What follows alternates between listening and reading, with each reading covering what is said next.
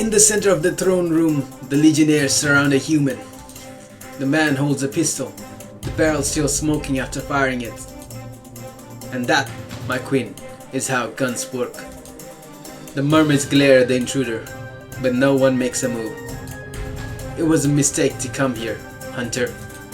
Please, my queen, call me Dante. I can't believe your parents cursed you with that terrible name. Ouch, that hurts. The man catches sight of me, and a smug grin spreads across his face. No wonder it smells like double royalty in here. It's the Prince of Gaius! My queen, who the hell is this man? His name is Dante, one of the most notorious hunters in the ocean. A chill crawled down my spine. I've heard the stories about Dante. How he slaughters sea creatures for sport and sells their body parts for gold. And now, here he stands, wielding a weapon that can kill any of us. Aunt Lorelei, why aren't you taking him to prison? He's a member of the Society of Oceanic Hunters? Sick bastards, if you ask me. If we hurt him, the society might retaliate. They have the power to destroy us. Don't forget my moonstone armor. Makes me immune to your magic. Dante steps forward, twirling the pistol between his fingers. I came to make an offer, Queen Lori. 1 mermaid per week, sacrificed to us. In return, the society will leave your kingdom in peace. The mermaids hiss at his words, tails flicking anxiously. I will not sacrifice my own kind. Oh, the queen refuses to get her hands dirty? Remember how you took the throne? You didn't hesitate back then, did you? Lorelei's jaw tightens, her eyes blaze with anger. Get out, now! Dante turns to leave, pistol swaying in his hand. He pauses in front of me. Tell me, your highness, what's the prince doing with a bunch of mermaids? What should I say? None of your business yet. I could tell you, but then I would have to execute you. Royalty with a sense of humor. Did you learn that from your father? No, I'm naturally funny. Now listen to the queen and get the hell out of here. As you wish, heir to the throne. Dante makes an exaggerated bow, clearly mocking me. Then he makes his way to the exit, his footsteps echoing. Once he's gone, the room erupts into murmurs. Aunt Lorelei, what are we going to do? Lorelei doesn't answer right away. Her face tells me that she's already planning her next move. We need to be ready. This won't be the last time we see him. Dante's words linger in my head. Remember how you took the throne? You didn't hesitate back then, did you? Whatever he'd implied, it deeply affected Lorelei. I'm guessing she assassinated the previous king to take the throne as a queen. This wasn't just a simple visit, it was a warning. And somehow, we know that the worst is yet to come. Evening has settled. After asking around, I find Lorelei in the water temple. She sits by a pool. I've never seen her look so vulnerable. Lorelei, are you alright? Lorelei shakes her head. Her gaze stays on the water. Tell me, Onyx, have you always wanted to take your father's place as king? Honestly, I've never given it much thought. I would never recommend ruling a kingdom. To wear a crown, one must pay a heavy price. I know you're worried about the hunters, but something else bothers you. I can feel it.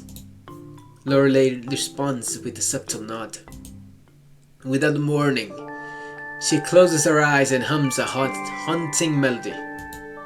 The temple dissolves into thin air, and we find ourselves in a vast desert. The air shimmers with heat, and the dunes stretch endlessly before us. This isn't just a vision. It's my memory, one that I've carried for a very long time.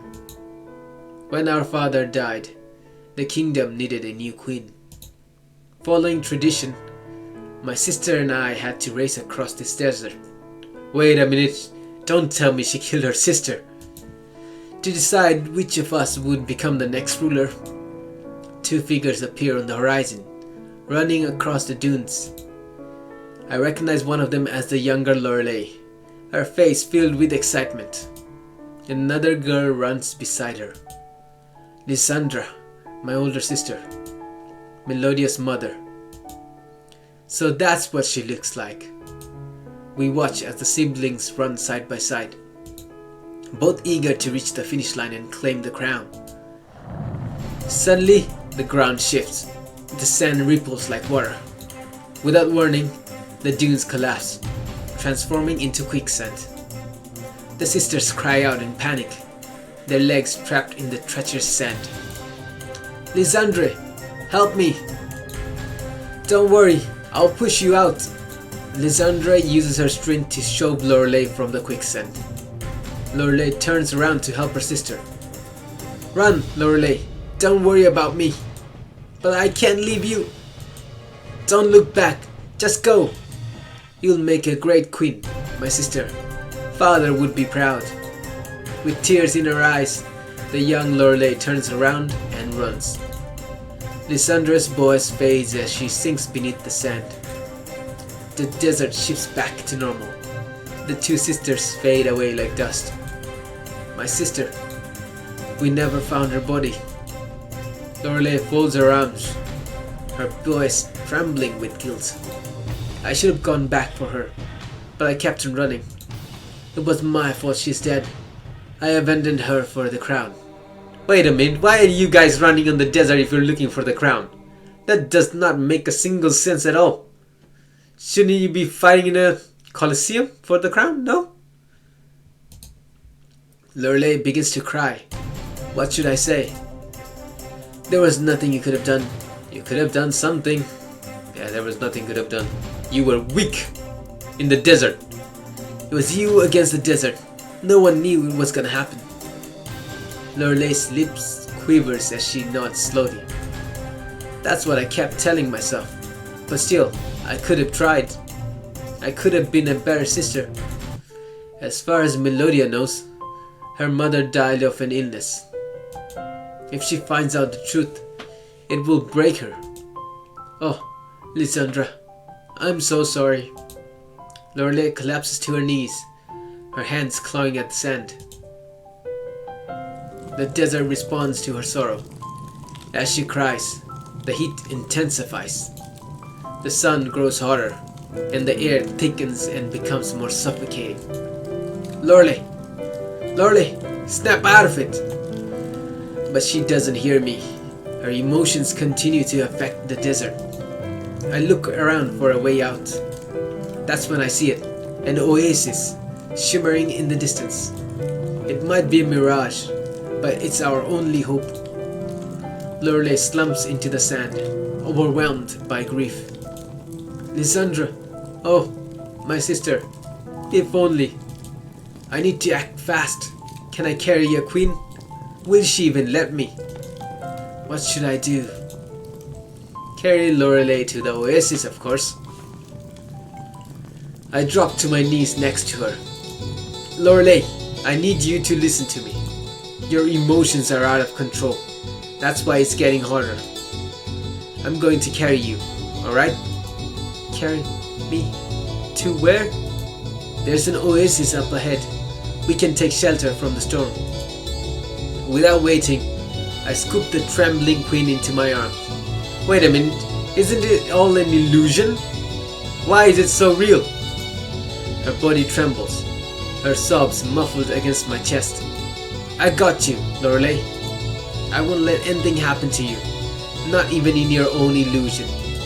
The sand shifts beneath my feet, dragging me down with each step. Wasting no time, I make my way to the oasis. Ugh, you're heavy. I guess my arms aren't strong enough. Calling the queen heavy is grounds for execution. Then walk yourself, my queen. I'd rather die by execution than from this heat. Despite her sadness, Lorelei giggles against my shoulder. Sorry for being a burden. You can put me down if you want. I'm not putting you down, my queen. You want to make your sister proud, right? That's why you shouldn't give up. Lysandra would have been a better ruler. Stop saying that. You're a great queen. The mermaids love you, and that's what matters. I hold her tighter, pressing forward despite the unbearable heat. The sun blazes even hotter. Sweat drips from my entire body. My legs wobble, but I refuse to stop. We're not going to die here, not in this vision, and that's a promise. At last, we stumble into the oasis. Palm trees sway in the breeze. The sound of trickling water calms my senses. I drop Lorelei by the water, panting like a dog. We made it! We're safe now! Lorelei looks around, eyes wide with surprise. I didn't even know there was an oasis here. If only Lysandra had known. Her voice trails off, thoughtful. I'd like to think she survived the quicksand. Maybe she found this oasis and just ran away, never to be seen again. At least, in that scenario, she's still alive. Lorelei forces herself to stand, swaying slightly but catching her balance. Thank you, my pet, for carrying me through the storm. Why is Onyx still your pet? At this point you should call him your savior. No one should see me acting like that. But you're a special case, aren't you? Even queens are allowed to be vulnerable. But if it makes you feel better, I'll pretend this never happened. Lorelei chuckles, brushing a stray tear from her cheek. But you are special to me. You know that, right? Well, you have mentioned it once or twice. Lorelei blows me a playful kiss, and my heart skips a beat. It's time. We need to go back. And I was just starting to like it here. Lorelei sings her melody, and the oasis dissolves around us.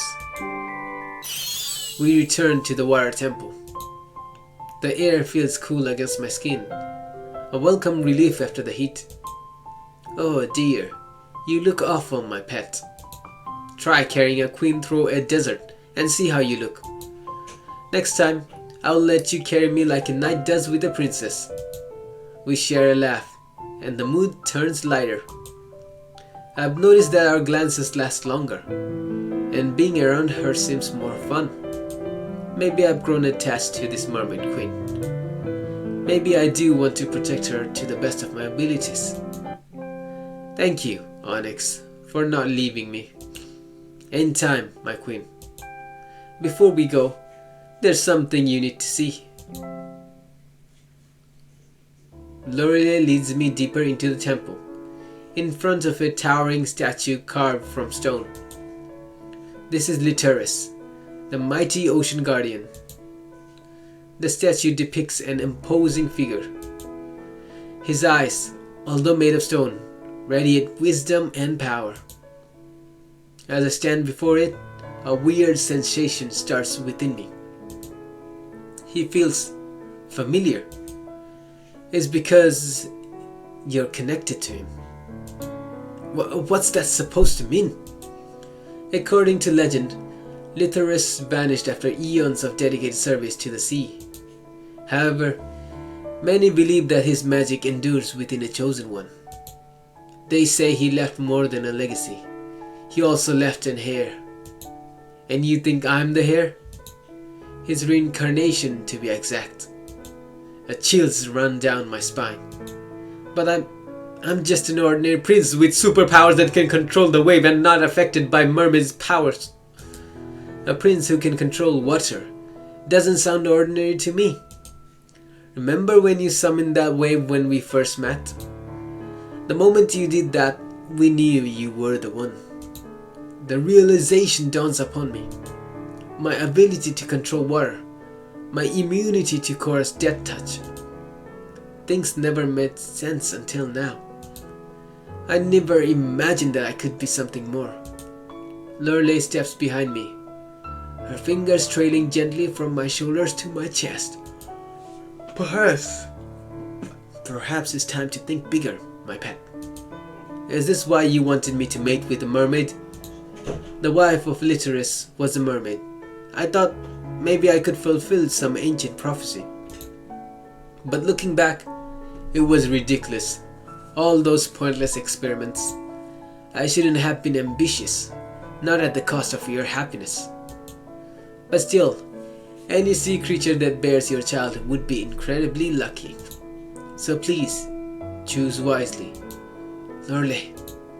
The queen looks away, her cheeks flushed, a rare glimpse of her vulnerability. I turn back to the statue. Slowly, I press my hand against its feet. The stone trembles beneath my palm, and the guardian's eye seems to glow. I pull my hand away, startled. Did you see that? I knew it! You are him! I groan, rubbing my forehead. Ah, great. Just what I need. More responsibilities. Lorelei laughs, nudging me with her shoulder. Don't worry, Onyx. I'll be here every step of the way. After the meaningful encounter in the temple, I take a walk down the beach. Literus, the ocean guardian. Has it always been my destiny to get shipwrecked? My powers, they've been with me all along. The waves roll gently against the shore, but the tension in the air feels anything but calm. I spot a ship anchored ominously in the distance. A chill runs down my spine. Something feels wrong. The Society of Oceanic Hunters. Don't you just want to sink it? Cora appears next to me, her gaze fixed on the ship.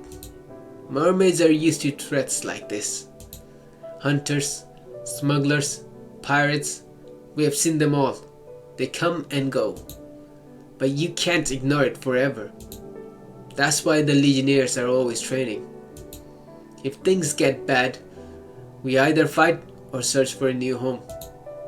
An entire kingdom forced to bend their home because of outside threats? It's not a choice anyone should have to make. Until then, we do what we always do. We keep on surviving. Suddenly, Cora presses her palm against my face, squishing my nose flat. What are you doing? Cora doesn't answer right away. Her eyes narrow like she's solving a mystery. So, this is what it feels like to touch someone without turning them into a corpse. It's kind of nice. She presses harder. My nose makes a sharp noise like twigs snapping. Ouch, that hurts. Easy now. Oops. I thought crown princes were supposed to be tougher. Well, we're not made of steel, Cora. Cora lets out a snort, which I find adorable. Not that I would ever say it out loud. Before I can react, she pokes my nose again, like a curious kitten. This is fun. Her lips curl upward, a subtle smile, but it's there. I've never seen her like this. Playful, relaxed, not hiding behind a cold demeanor. What should I do? Poke her nose? Pretend to die? Yeah, poke her nose. I reach out and poke her nose in return. Huh? What was that for? Just checking to see if I have a death touch too. But you're not a mermaid. All you did was transfer your stink on me. We swam through the sewers. You've smelled worse things. Cora crosses her arms with a loud huff. Whatever. From now on, I shall need your nose when I get bored. And you will not complain about it. As long as you don't break my bones, since I'm the only person you can touch, think of all the things we can do. Like, hey, we could play tag. What's that? Some kind of human ritual? It's a game I used to play at the castle with my friends. One person runs, and the other chases. Once you touch them, it's their turn to chase. Reminds me of the games those silly dolphins play. I swear to the sea gods, dolphins are so immature. Yes, except we play it on land. Come on, what do you say? Want to play tag with me? Cora glances at the beach before us. Is she imagining us running along the shore? If only I could read minds. A game of tag could go really well, or really badly. But the prince and a mermaid having fun? Nothing wrong with that, right? Plus, this might be my chance to finally have some fun with Cora. What should I do? Play tag, obviously. Without thinking, I tap her on the arm. Tag, you're it. I sprint down the beach, sand flying behind me. I'm what? I'm what? Come on, Legionnaire. You're supposed to chase me now. But why am I it? Run now, ask later. Or is the Legionnaire scared that she can't catch a weak human? Oh, you're dead. Cora sprints after me, her legs flailing as she musters to keep her balance. I glance over my shoulder, laughing. Come on, Cora. Even dolphins run faster than that. You're gonna regret saying that when I catch you. It's all the motivation she needs. Cora finds her footing easily, and now she's flying across the sand. Bad news for me. Oh no! Slow down, will you? How I love to hear you beg for mercy. I got you now, you idiot. With a triumphant grin, she lunges forward.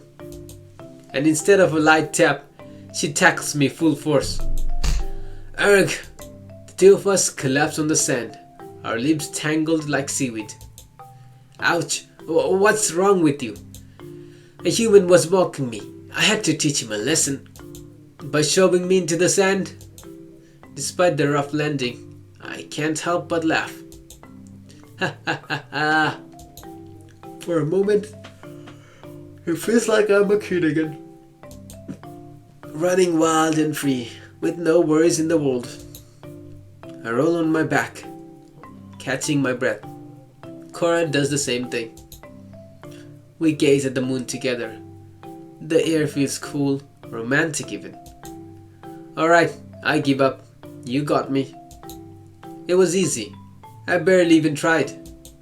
And it looked like you were having fun too. It's always fun to try something new, don't you think so? So, you are enjoying yourself. Admit it. Cora rolls her eyes, and a smile plays on her lips. Yes, you silly human, I do enjoy this. Well, in that case, before she can react, I slap her shoulder and jump to my feet. Tag, now you're it again. Hey, not fair. Cora chases after me. This time, I stay out of reach, laughing as we run across the beach. She doesn't know that I allowed her to catch me the first time. I wanted her to feel the thrill of victory. I want her to enjoy this moment with me, just like I enjoy every moment with her. Maybe she always doesn't want to admit it, but I know she's having fun. And that's more than enough. Times like this are rare with Cora. And when they do happen, I know they're worth every second. Suddenly, a scream cuts through the air. Huh? What's that? Cora turns around to see Dante hauling a mermaid into a rowboat. He's kidnapping someone. Obviously he's kidnapping a mermaid. I have to stop him. She tries to run, but I grab her just in time. Don't do it. He's got a gun. Let me go. If you do something reckless, you might get hurt. Cora clenches her fists, trembling with frustration, but finally nods. Dante, you bastard. You'll get what's coming for you. Together, we sprint toward the throne room, knowing that every second counts.